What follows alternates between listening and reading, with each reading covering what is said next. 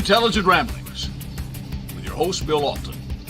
Co-hosted by Gary Glenn and William Howington with help from John Coleman. Well, here we are, this nice warm day in June.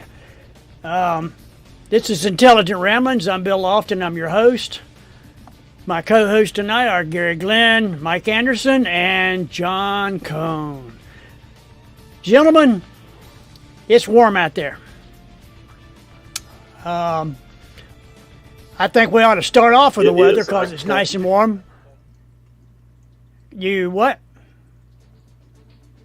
John? Sorry, I was just going to say I experienced that this afternoon. I cut the grass in my backyard, and it's Pryor used to say, "It ain't hot, it's damn hot." Damn hot. You know what the crazy part about it is, with this misery that's making the U.S.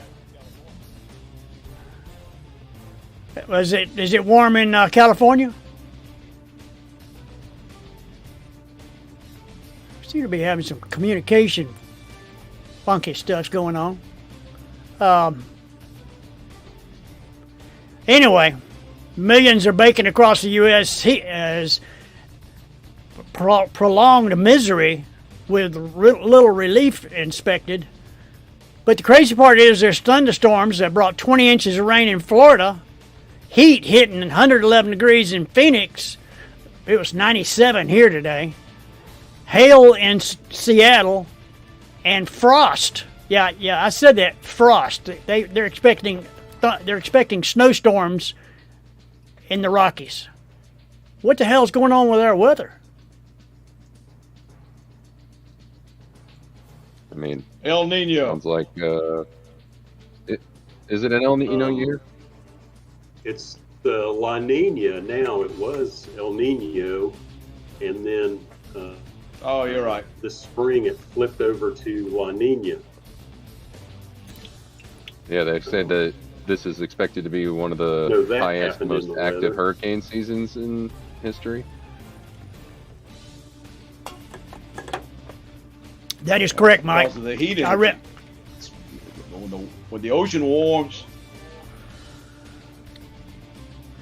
Well, the global warming fuels those hurricanes. And we're experiencing global warming. All those people that the conspiracy theorists that said it's all a lie. Well, guess what? It's happening, folks. Hurricanes are going to get stronger. The thunderstorms are going to get stronger. The tornadoes are going to get bigger. It's going to be literally hell on earth before it's over. Earth is already hell. Really. Well, I was talking with my wife last night, and I said, over the last 10 years, how many really cold days do you remember? Maybe 30 or 40 out of 10 years, maybe.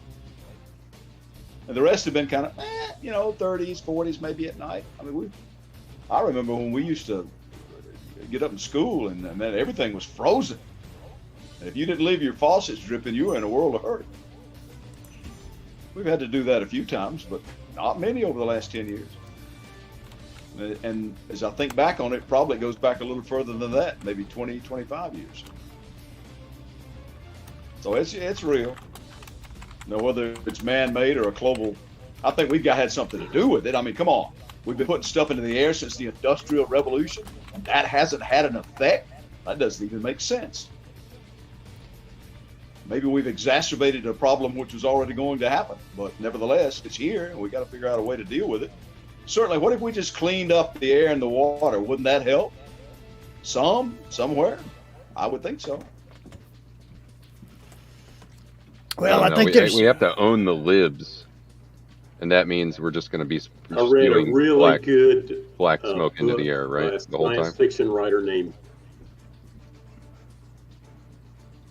I heard about half of both of you. Mike, say what you're going to say again. Bit of a delay problem. Go ahead, Mike. I'm sorry. No.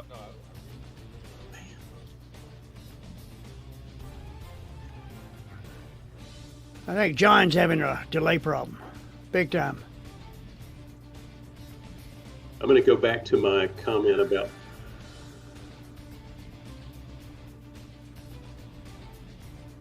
Go. I think his sound's cutting out. I think that's the problem. We didn't hear anything you just said, John. We saw your lips moving, but we didn't hear nothing coming out of it. Why don't you reboot? Yeah. Well, really, I mean, climate change is undeniable. I mean, even in the last, 20, 30 years, it's been really obvious. And, trends for weather are decades and centuries. Year by year doesn't seem like too much, but the trends are not good. And the projections are worse. So...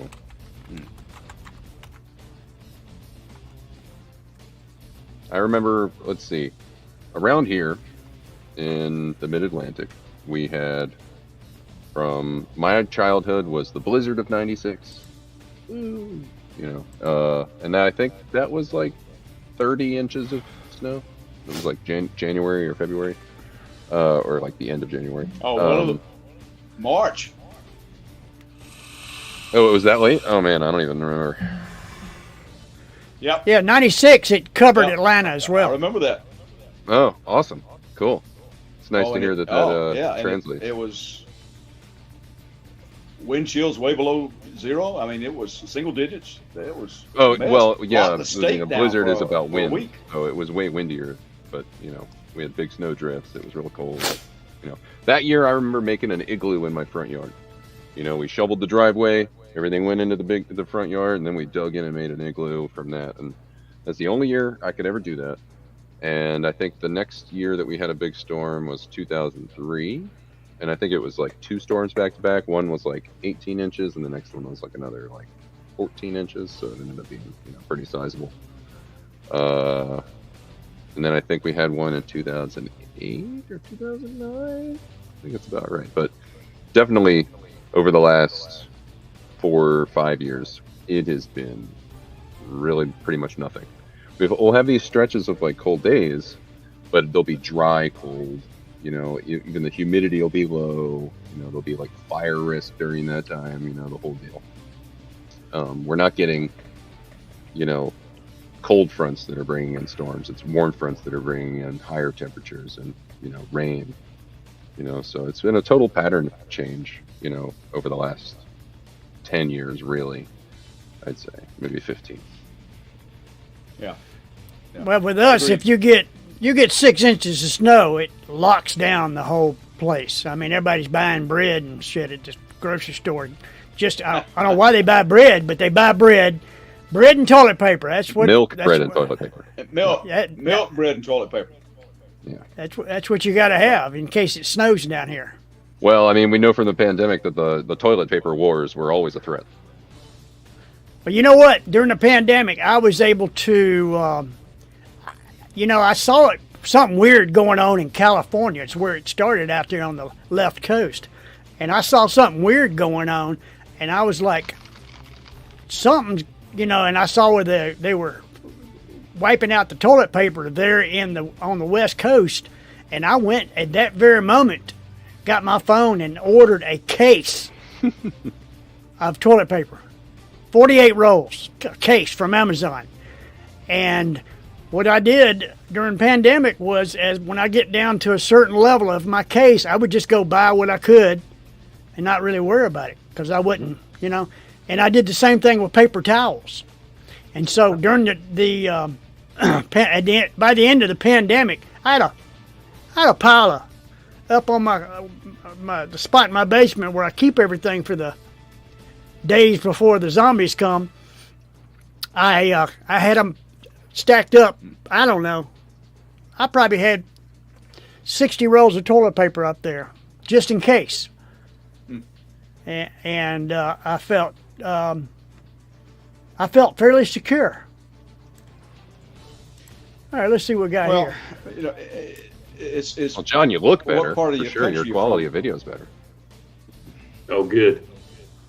My daughter-in-law, she's from up north, where they got snowed in a lot. She's up in Pennsylvania, and their pantry now looks like something like out of Walmart. I mean, you just go in there and she's got stuff. But that was her pattern of buying. Is she a coupon or so two? They just keep it.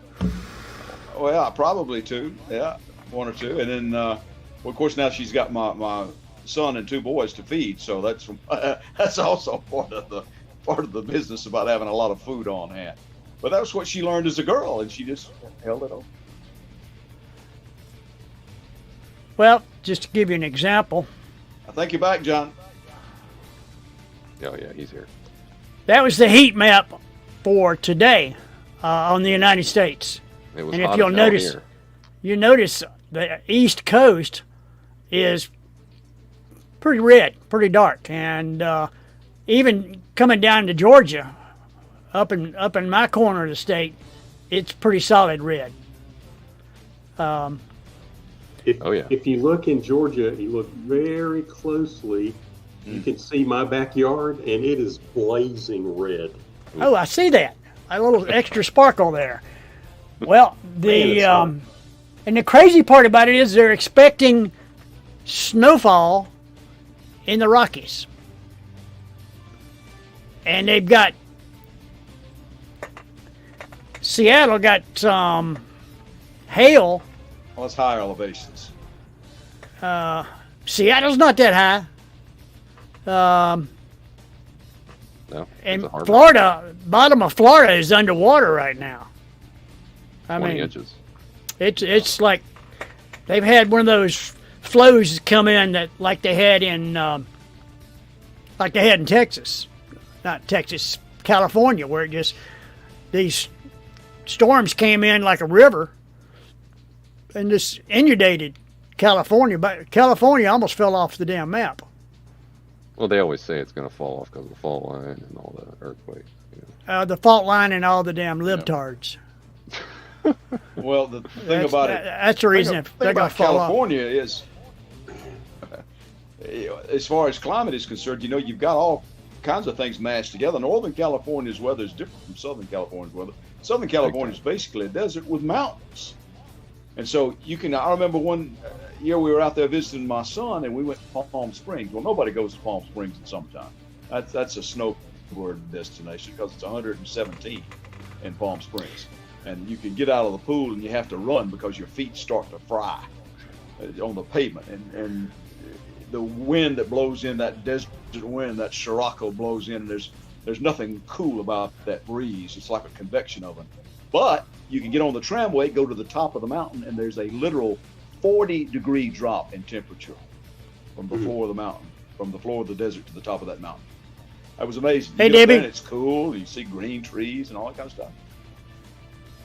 100 Debbie degrees said it in was bed, 100 Debbie degrees. says.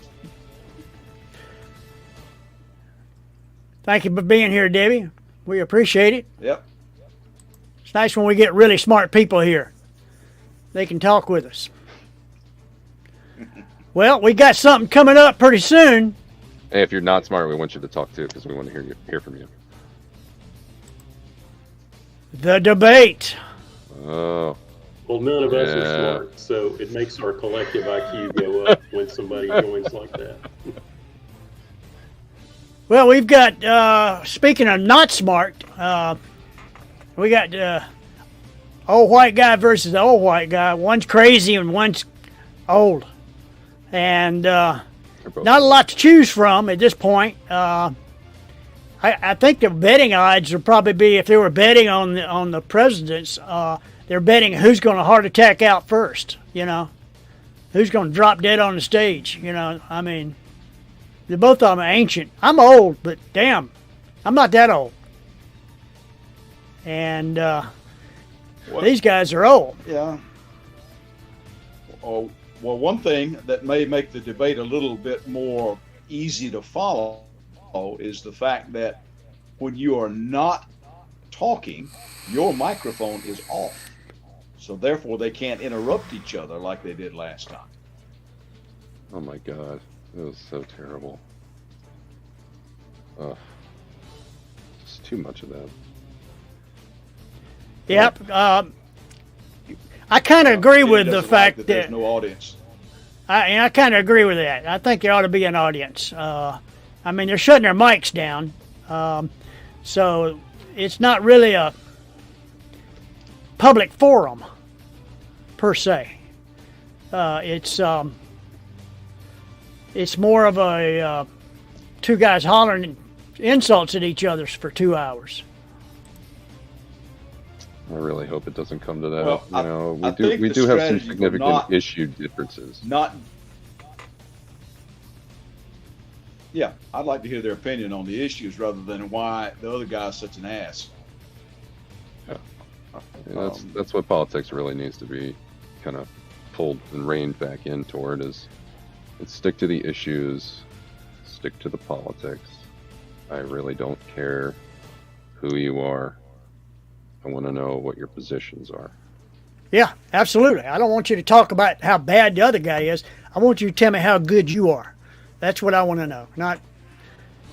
I mean, this debate means nothing to me. My decision's made. And what you're going to do about the problems that face the country.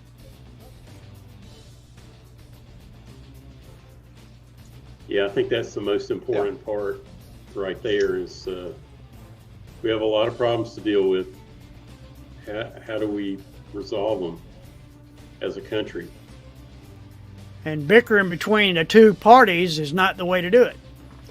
No, and it really should just be about the parties because really, essentially, if you're looking at electing two old men and the conversation is about who's going to croak first, really you're platforms. We're electing, if it's in the executive branch, we're electing either the GOP or the Democrats platform. That's it, and I think regardless of what happens here is most likely a real mixed decision across down ballot races in a lot of places in this country. And that really paints us probably closer toward a deadlock Congress for at least the next few years. What do you think is the importance then of the vice president in this, given the fact that both are, shall we say, a little beyond the age of where most people retire? Well, we have to see what the picks are before we make that opinion. And I think Trump's going to pick somebody like, I think Trump will pick somebody like J.D. Vance, who will help him in Ohio. And,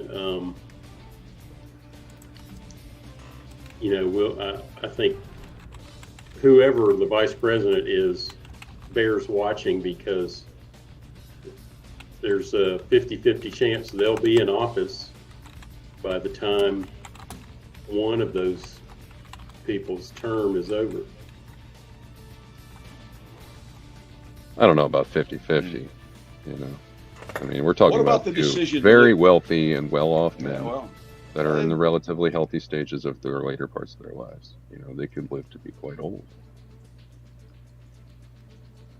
Yeah, and can afford the best medical care. And while president, absolutely. What do you think about the? Yeah, what do you think about the idea of leaving just responding to Andrea's picks there, Yeah.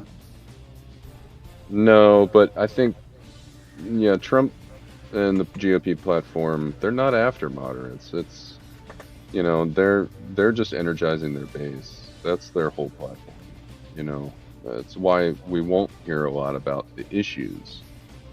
We're just going to hear personal attacks, and it's already generally expected that that's how that's going to go. But I think it's more like the Democrats are really reaching toward finding the moderates and people that have had to weather the storm over the last few years in terms of, cost of living problems. That's the universal worry that we all have, regardless of platform. So I want to go back to Andrea's comment maybe like about Robert Kennedy the Jr. getting involved. Watch it probably know who they're voting for, and that's true. But and I think what both sides are really interested in is the 8% of voters who are independents, who haven't made up their minds yet. That's who they're really trying to bring over one side or the other. And sorry, Gary, I know I stepped all over you. Please excuse me. Well, my question is, John, will we see third-party people, maybe like a Robert Kennedy Jr., get involved in any of these debates on down the line? And will that make a difference? It's a waste of time. Yeah, I don't think so.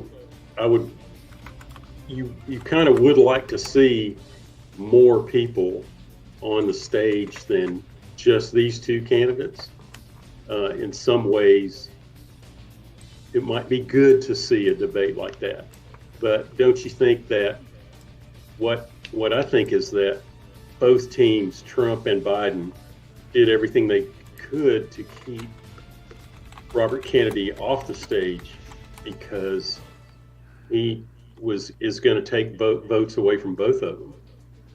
Neither side wants him on the stage. I don't know, maybe he could get into the second debate somehow in September. I don't know which side fears him the most. I think it's actually the Trump side that he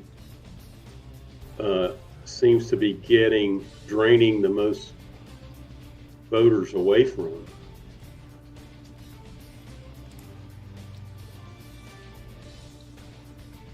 And I don't have I can't point to an article or some research or some data that says why that is. So, that's just me saying. Well, for a Kennedy, he said some pretty right-leaning things, hasn't he? Very much so. Yeah. He's like falling over the right end. He's a little bit off the wall for Kennedy. I didn't expect to hear some of his stuff.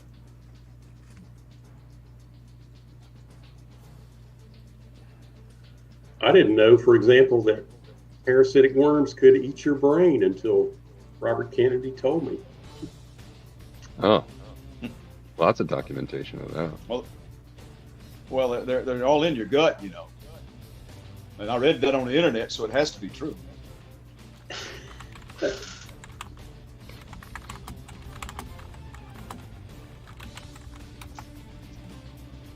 So here's a question really quick. This is kind of like way off the current topic. Good. What are y'all watching now? I've got something from Netflix that I can recommend. Please. I'm really liking Three Body Problem. Oh, that's on my list. It's so good. I'm watching House of the Dragon. Oh, no cool. spoilers. I'm a few episodes behind. Okay. Yeah, we binge watched it about a week ago, and that's the best way. That was which I enjoy more doing than having to wait till next week, and then you forget what was on last week and yada yada. But we binge watched the whole first season, and then which we had watched before, but we're old, so we forget what was on them. That's one of the greatest parts about being old is you can watch an entire series, wait 2 years, and then watch it again. It's like it's new.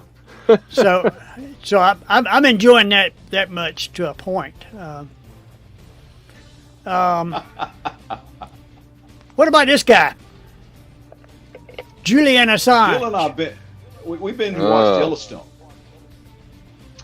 Oh, I still need to watch that. Is it too political though? No, it's not political. It's pretty good. Pretty good. I mean, some of it's unrealistic to me, but it's pretty good. Yeah, my wife started a new show today, and I think she's been binging it throughout the day today. I have to ask her what it was, but it's a true crime show, and oh man, I mean, come on, they're so good. Some of them are just great. I think Making a Murderer was huge on Netflix. We had The Jinx on HBO, which was just really good because it was like a delve into the crazies. But I think, along with most people, the most disappointing thing was in a narrative version of true crime was Mindhunter on Netflix, which left us on a terrible cliffhanger and apparently will never be finished. And that's terrible. But great shows. Yeah. Well, Julian Assange has managed to free himself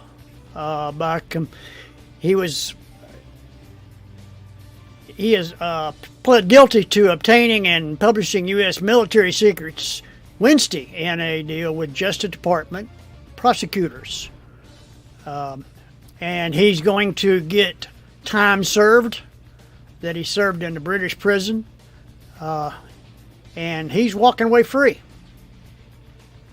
So his idea worked. Stay away from him as long as you can, and when you get caught, refuse to come to the U.S. Fight it with everything you can. Stay out of our courts. Yeah, it's a lot of help from a lot of friendly nations for his decades-long fight for getting out of that. And I think upon reflection, his technique did work. But I think I don't know, I'd like to see a tabulation of costs, and obviously it had a huge personal and social and familial cost for him and his loved ones, and people that were involved were all impacted by that. But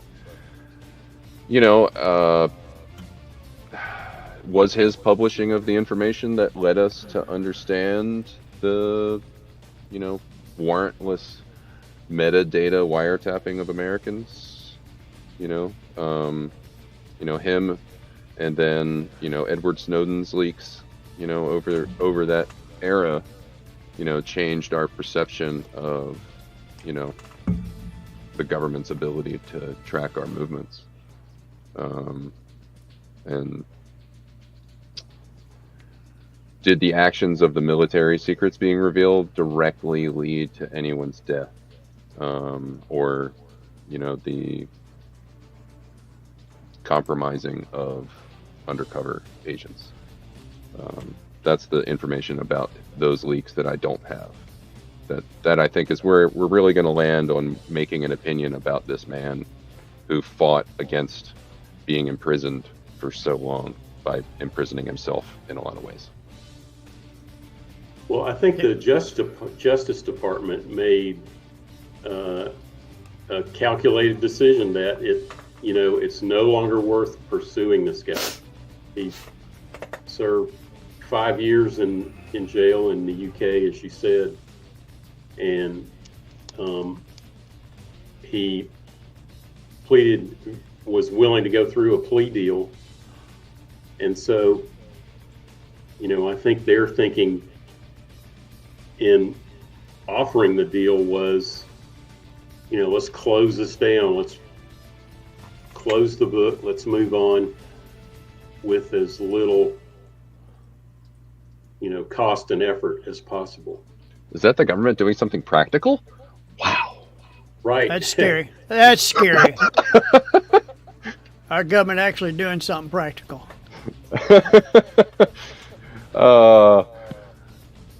I hope that's true, but I feel like there's got to be some backwards motivations there. You need don't know. One last thing to cover. Seems that they had a coup d'etat almost at down in Bolivia, a country of 12 million people. I thought there were more in there than that, but it's only 12 million people live in Bolivia. But they tried to ram some armored cars into the castle, palace, whatever they call it down there, and ended up backing up and couldn't get in. And since then, they have changed out the head of the Army, the head of the Navy, the head of the Air Force in Bolivia. And it looks like they're sweeping changes. Also, it looks like it's starting to settle down. But for a few tense minutes, it was Thought we had another new coup and a new leadership. That's the first I'm hearing of that. But well, really, the only thing I know much about Bolivia.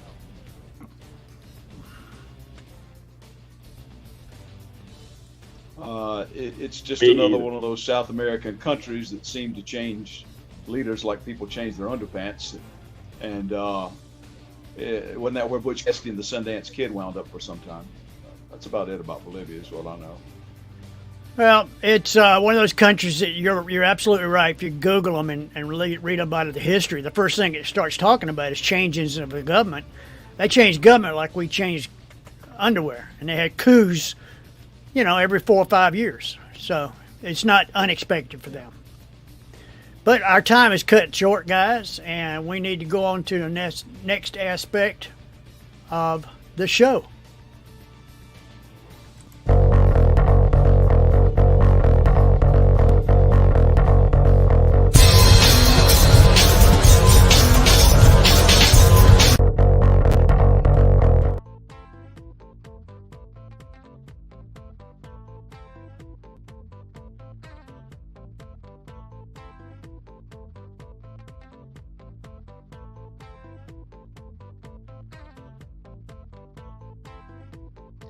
I guess that's my cue. Hi.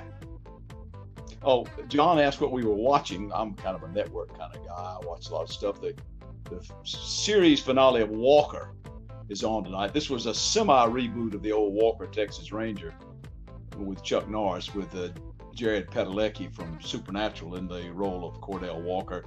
And I don't believe the personalities of those two playing this particular role could have been any more poles apart. And what I'm reading right now, what I just read, is something I would recommend. It's called The Magic Strings of Frankie Presto by Mitch Albom. You may recognize that as the fellow who wrote Tuesdays with Maury. So it's a quick read. Now, it's a long book, but it's a quick read. I recommend it. Now, I'm taking a cue from what John asked me to do a couple of weeks ago, and that was because I was absent last week visiting my son in California. My wife and I were out there helping him with a project. What I started talking about was the kind of general lack of creativity. Now, the book I just read was extremely creative. It's kind of a Forrest Gump-like roll through music history. And he mentions real people in that, and he got the permission from those people to use them in his book. Now, these were fictionalized events, but they were real people. And it sort of came home to me last night when I was watching something called the CMA Fest, which, by the way, anything passes for country music now. You could take Guns N' Roses' version of Knocking on Heaven's Door, and it would be country music. But nothing that they did on that show seemed to disabuse me, mostly of the notion of the general lack of creativity. They used to call it, when it was in those praise songs, 7-Eleven. The same 7 words repeated 11 times. Well, out on the West Coast, one of the young women that was helping us with the project out there said her dad called it chant music. And I thought that was pretty good, chant music. Because most of the songs in country and pop now, you'll have a verse and you'll have a chorus, and you'll repeat that verse and that chorus for about 4 minutes, and that passes as a song. When I think back on things like the epic songs like El Paso in country music by Marty Robbins, or Don McLean's American Pie in pop music, I go, there is no comparison. And most of our movies and our shows now are either remakes, sequels, or prequels. We took our grandsons today to see Inside Out 2. It's cute. I don't think there's anything remarkable about it, but it's made a ton of money. And we go to our political rhetoric for our general lack of creativity. Compare the speeches of Theodore Roosevelt, John Kennedy, Martin Luther King in our political and social rhetoric. Compare those men to the absolute dreck that we hear today from our social commentary and our politicians. It's like comparing Shakespeare to dirty limericks. It was said that a high school education in the 1960s was equivalent to about a sophomore in college today. Probably a high school education in the 60s is probably approaching graduate school level by now. So my question is, are we dumber? Or we are just lazier? Maybe a little bit of both. Oh, before I go away, a moment of personal privilege here. I'm asking you to continue to pray for my nephew Sid, who's still in the hospital and in bad shape due to some pneumonia. Continues to try and recuperate, but at least the news, and I know several of you have asked me about this on Facebook, the news is not any worse. And we'll take that for now. And that's my time out. Thanks for yours. I'm Gary Glenn. This webcast is brought to you by William Lofton Photography. They can be found at williamlofton.com. Offering event residential portraiture at williamlofton.com.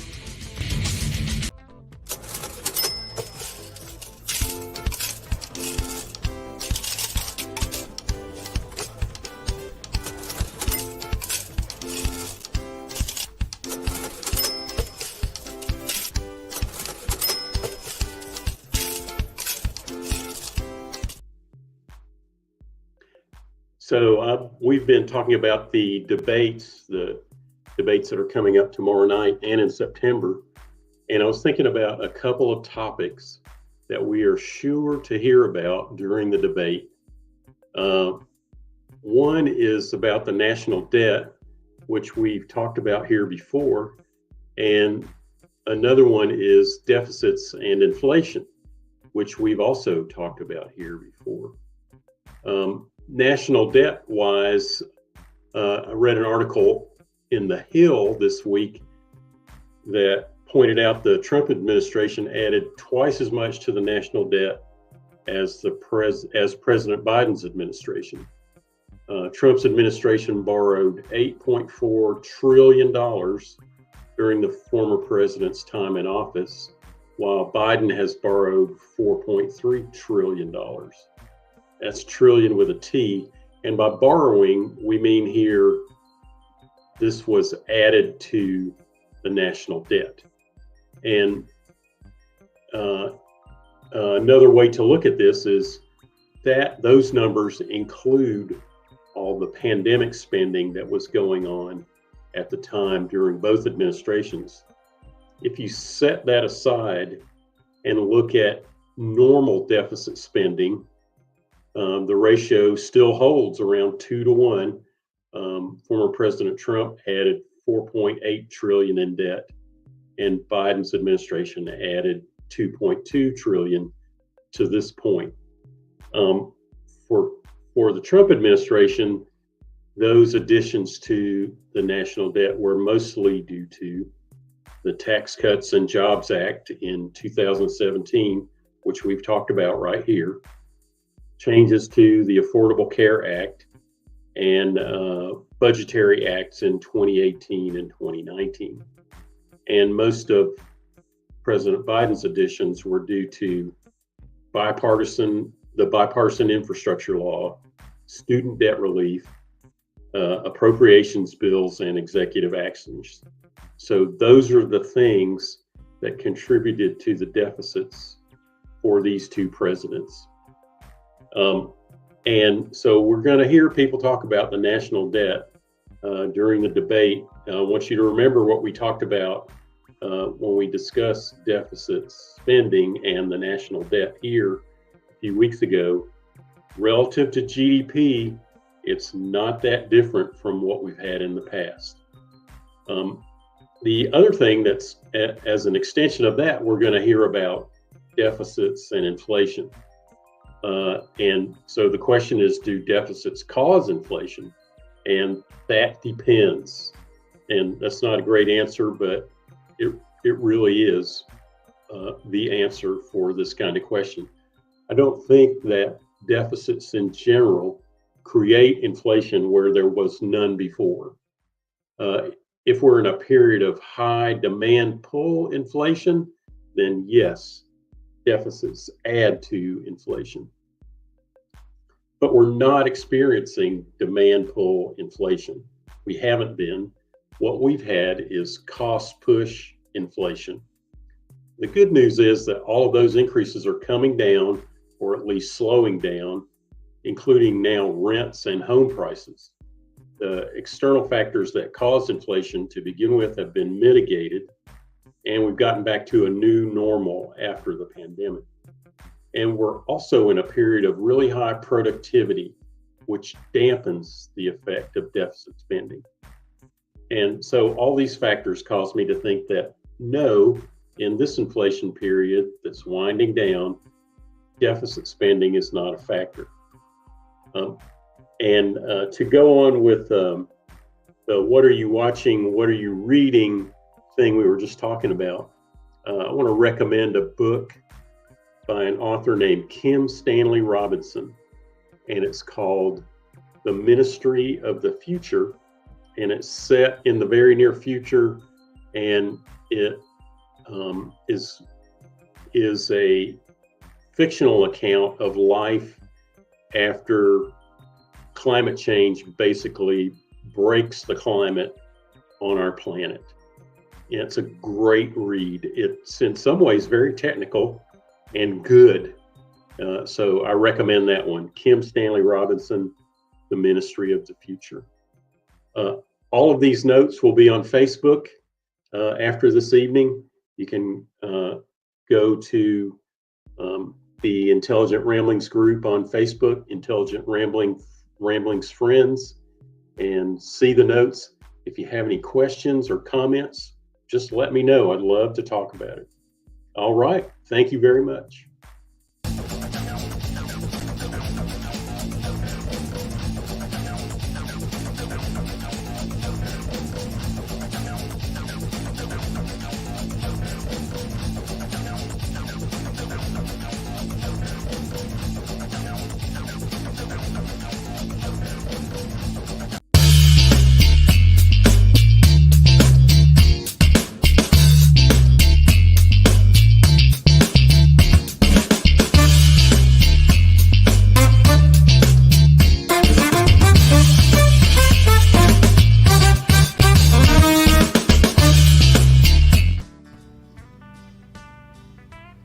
Oops.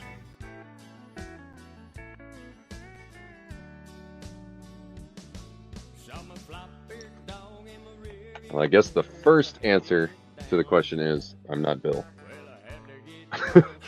But I am a guy who plays video games.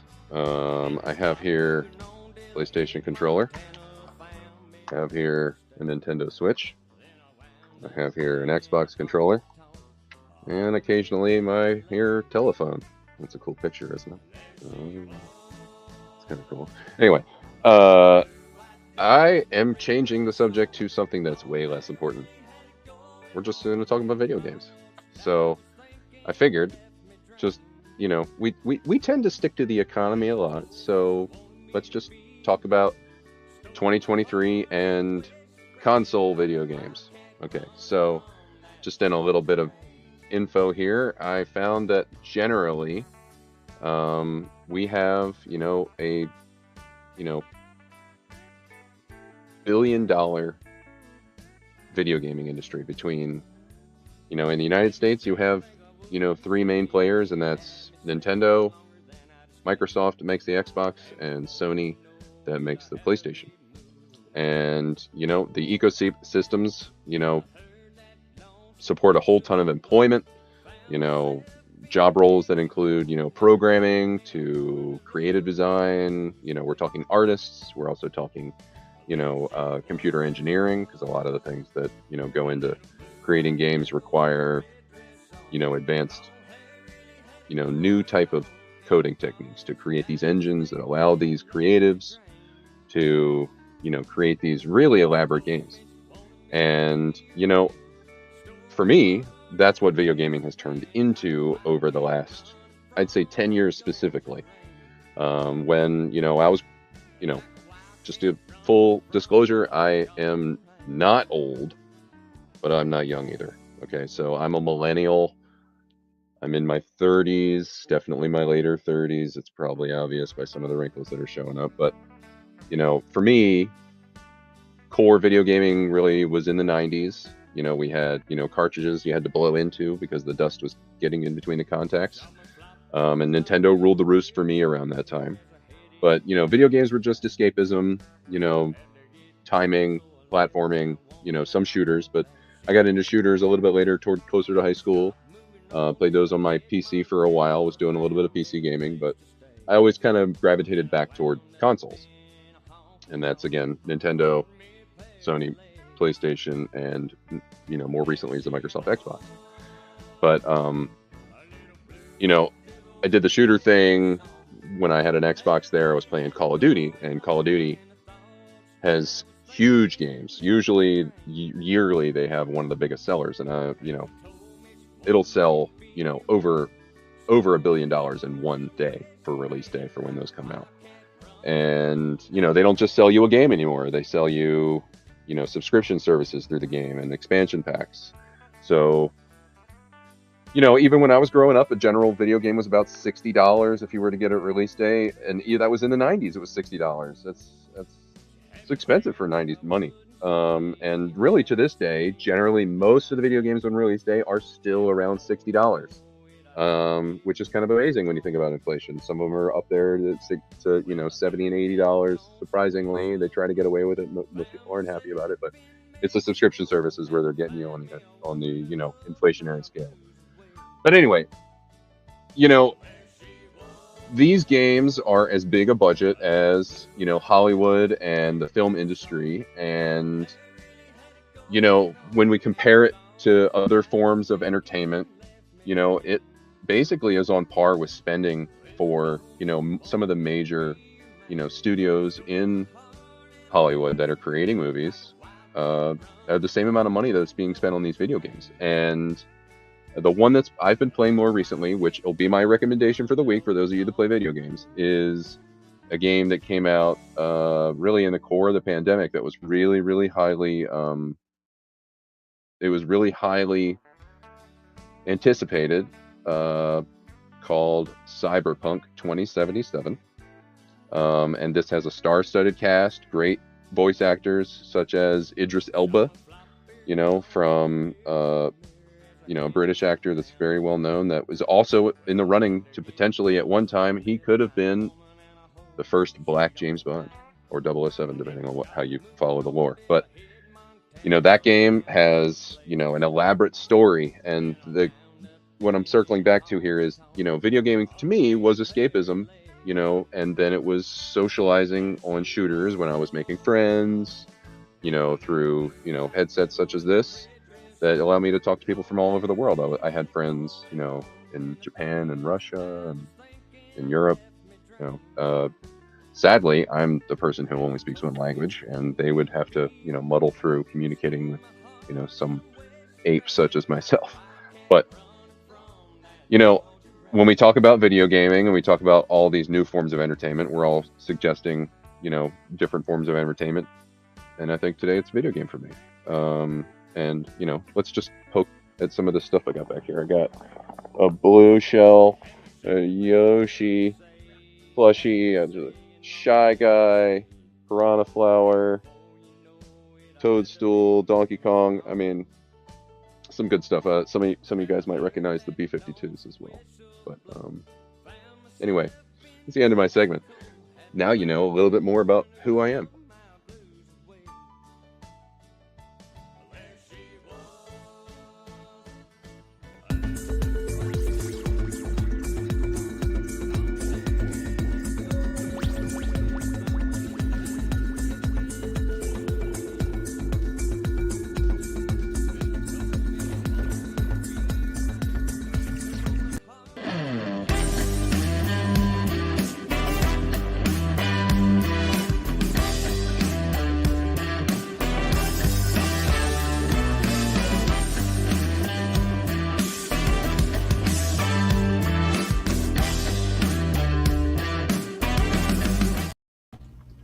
Hey there, this is 3 Minutes to Talk with Bill.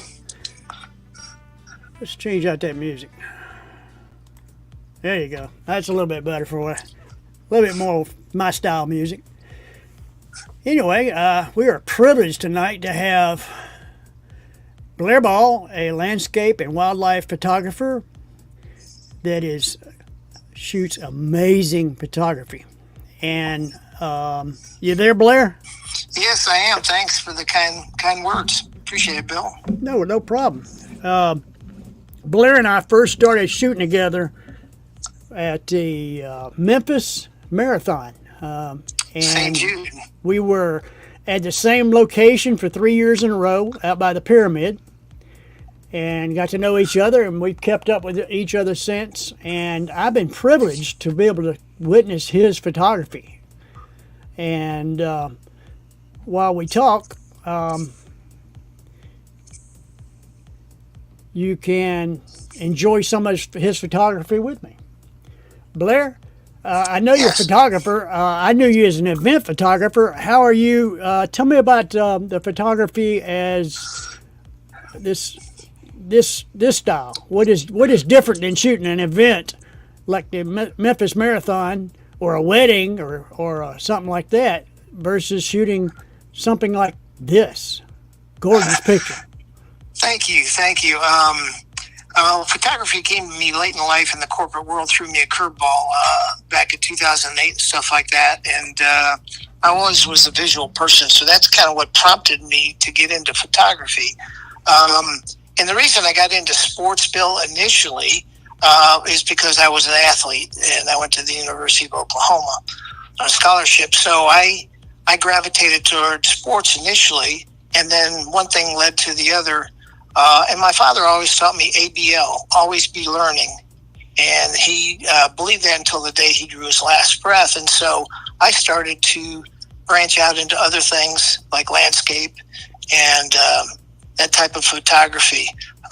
So that's how I got started. These two images actually were taken in the Florida wetlands in my bird photography workshop. So some amazing birds and some amazing photography opportunities.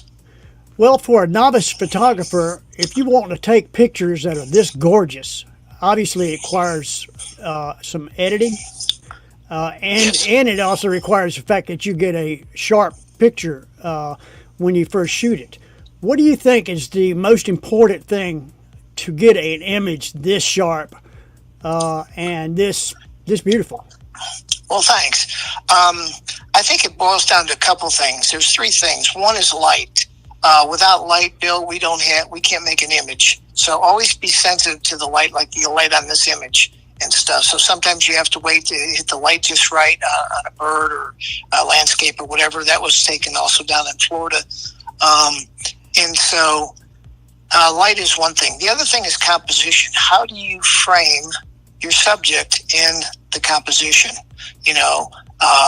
There's a rule of thirds that's talked about in photography. You're familiar with that, and some may others be. And so placement of that, and it's not say like and then the other part is the technical side. One of the things I learned in shooting, and you have too, I'm sure, races, that you have to have a certain shutter speed to freeze motion. And your shutter speed does two things. It either freezes motion or conveys motion. And so when you have runners, you want their head's not bobbing much, but their hands are moving. And so you want a fast enough shutter speed to freeze the hand and their body movements so everything is sharp. So one of the tips that I do in shooting wildlife is if they're moving and they're flying, 1/1600th of a second minimum shutter speed. And sometimes, depending on how fast the birds are flying, I might crank it up to 1/3200th of a second in terms of that, to freeze the motion, freeze the wings, that type of thing, so you don't have blurry images. What about this image of the waterfall? This one was taken in New England. And here's a little tip, just from years of experience. This was shot on a tripod. And this is one where it conveys motion rather than freezing. It conveys motion. So my starting point is I will put it on shutter priority on my camera, and I will put it at 1/2 of a second. And then depending on the speed and the flow of the water, I may adjust that to 1 second or slower or faster. But I start at 1/2 of a second and just put it on shutter priority. and let it do its thing and kind of give you that soft, silky look. That is absolutely gorgeous. The contrast between the basically black and white and the color surrounding it is just amazing. Thanks. Yeah, this is Lake Willoughby up in New Hampshire. And so it's New Hampshire or Vermont. I think it's New Hampshire. Anyway, this is one of those things I discovered because when I'm out and about, I typically drive around a lot, and I just try to scout and discover different places. And I came across this little lake in the fall. Fall is my favorite time of the year. And so I liked it with the pigeons, the three there, kind of a triangle type thing with the colors in the background, the fall colors. So this one here actually is in Reelfoot Lake. I'm going there tomorrow I hold a workshop once a year up there in Reelfoot, and my friend, the park ranger, drives us around in a private boat. And this was taken in the summer, and you look at those. This was a couple years ago taken on Reelfoot Lake, and that's a blue heron. But the color there actually is the color that happened. It looks like fall, but there was a storm that came through, sadly enough, 3 years ago, and it wiped out the place where a lot of us stay and then where we had breakfast and stuff. So it was kind of a sad thing. And so there was a lot of damage on the lake, and that was what the colors were looking like from the damage in the dead tree branches. The light on the stork is amazing. Yeah, it was just, light is everything, and so it's just one of those things, you take a lot of shots, and sometimes you do that, and I believe in what's called serendipity. All of us have had that from time to time in our lives where you just show up and something magical happens. It doesn't happen all the time, but I expect it. This is in Stowe, Vermont. This is a little church there, fall colors. It's kind of a historic church that a lot of people photograph in the fall in Stowe, Stowe. It's a popular place there. This one here was in Texas bluebonnets along the Colorado River. It's in the hill country of Texas, so this is probably 30 minutes or so outside the city of Austin, Texas, just west of the city of Austin. And so I waited there. And here's another little tip for those that like the starburst. Typically, to get something like that, you want the sun touching something in the number of stars there coming out, or depending on the elements in your lens. And you typically want to start around f16 to f22 aperture priority, and that will give you that starburst effect. Good to know. Yeah, this was a tricolored heron down in Florida at the workshop, and I caught an interesting pose for him. It's almost like he was posing for me with the look that he had. So just one of those fortunate things. The light was good, and I caught him at the right time. So that is that's a remarkable shot. It is, the color of his bill being so pronounced is amazing, and is definitely something that's absolutely gorgeous. Well, thank you. Yeah, it's called, there's a blue heron, which there's another shot in there with that, but this is tricolored. So you have three colors. So occasionally you'll see a tricolored heron down there in Florida. Not all the time, but some of the times you'll see that. And that's the actual color of the bill. That is amazing. Blair, I am privileged to be able to see your images on a regular basis, luckily, and I look forward to seeing more, and I would love to go shoot with you sometime. We'll do that. I would definitely. I've learned some stuff tonight and from you, and that I'm gonna put into practice, and I can't tell you how much I appreciate you taking your valuable time to come on the show and do us a little bit. If you have any questions of Blair, go to our friends Facebook friends group and post your questions, and I'll make sure Blair gets the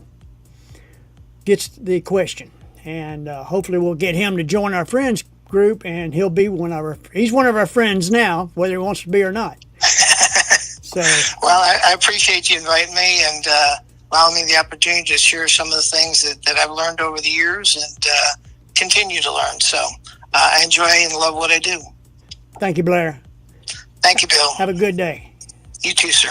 Bye. Bye.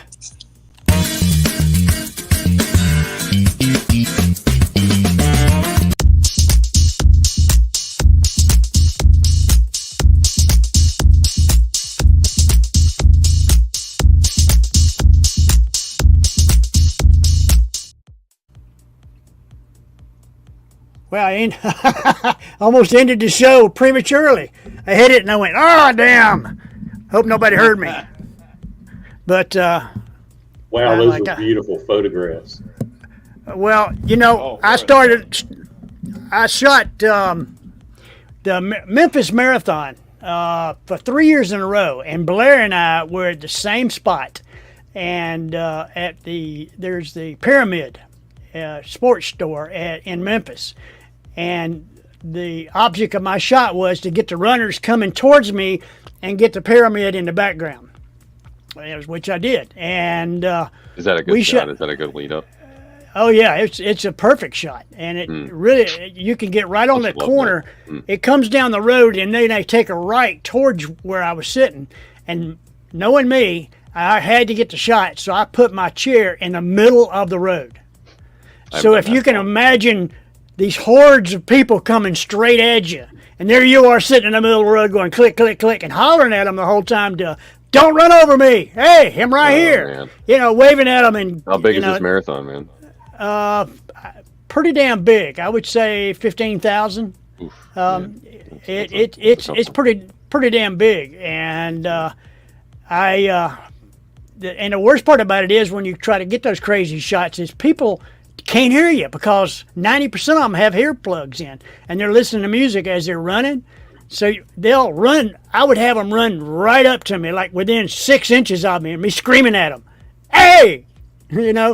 And but I got shot. And I've got other stories of some of the insane positions I put myself during these races so I could get the shot. But Blair and I shot together, and they would put me at, I think I stayed at the Sheraton most of the time when I was in Memphis for that marathon, and he was my ride. He would come pick me up at the Sheraton and take me to the location to shoot. And we just got to be good friends, and Blair is amazingly talented, and he's a nice person. So good it was shooter. He's a teacher. He really wanted to teach in that little segment there. It was great. Well, he, as you can tell by his images, he is absolutely fantastic. And if anybody's interested, I can get you hooked up with him and get to one of his one of his classes. But other than that, I hope everybody had a good debate. Yes, I'm going to watch the debate. Absolutely. And I'm not. Let me know how it goes. Most people aren't. They don't want to hear it. I'm just curious. My question to you, Bill, were they listening? Were they listening to good music as they on those earbuds, or like I can hear, Gary? 7-Eleven stuff. No, I have no idea. I'm just yanking your chain. My other observation I forgot to include is when did we make the transition from television shows of having individual episodes which could tell a story within their allotted time period to things that have to last all season long? Well, yeah, I think we've always had like subplots in the background. I mean, if you're talking about like sitcoms, and it's an individual episode. Tommy hurts his knee and he gets to go to the doctor. Stands on his. Well, look, I'm thinking of you're probably too young to remember this, Mike, but the great old westerns like Bonanza and Gunsmoke and all those, they would tell a story. I mean, they obviously had the same characters, and there was a little bit, as you said, of a subplot that these people knew each other and knew things, but every episode stood on itself. I mean, come on, MASH lasted, the series MASH lasted longer than the Korean War when it was supposed to be depicting, but every episode sort of stood on its own. That's absolutely true. I think there's different types of shows that are like that out there, but I mean, maybe not. It's turned into different things. I mean, really, that's a conversation again about what shareholder value has taken control over the creative input for a lot of these studios, which is why we have regurgitation of existing intellectual property, making sequels, prequels, whatever, and creating within an existing guaranteed audience rather than taking a risk on something new. And they're just stretching it out to cross it between different types of watching. Yeah, but almost every one of those that established these franchises had to begin with something that attracted the attention of the people to begin with, and that's when they stood out and took a risk. Yeah, I've been thinking about this recently. Like, we have some successful creatives that have managed to filter their way through and create their own individual, unique, original works through the years. I'm just picking one random one, and that'd be Quentin Tarantino. He's worked in between, independent film and, big, high budget, A-list actors in things like Pulp Fiction. But what does he do, with what he has now, since he's officially calling off making more films? Does he, create a studio that allows for that level of creative expression and goes outside of, just shareholder value, boardroom executives dictating, using existing intellectual property? Or is all of this just in the control of the individual streamers that are creating their own content within their own studios now? So, I mean, who knows where that's going to go? Really, I'll be interested to see, and I know we got to wrap it up. I'll be interested to see how this Horizon thing that Costner's put a lot of his own personal money. I'll be interested to see how that plays out. I agree with you, Gary. I wanted to thank the people that are here and the people that listen to us after the show is over and listen to the recording. If you have any questions for Blair, please go to our group and ask the questions. If you have any question of John, please go. He'll put his remarks in the group, and make sure you go there and ask questions. Or if you have questions about questions, I don't care. Just question it. Question everything. That's the answer. Is question everything. I'm Bill Lofton. This is Intelligent Ramblings. We'll see you next week on episode 44. Have a great week and stay cool. Good night, everybody. Bye, everybody.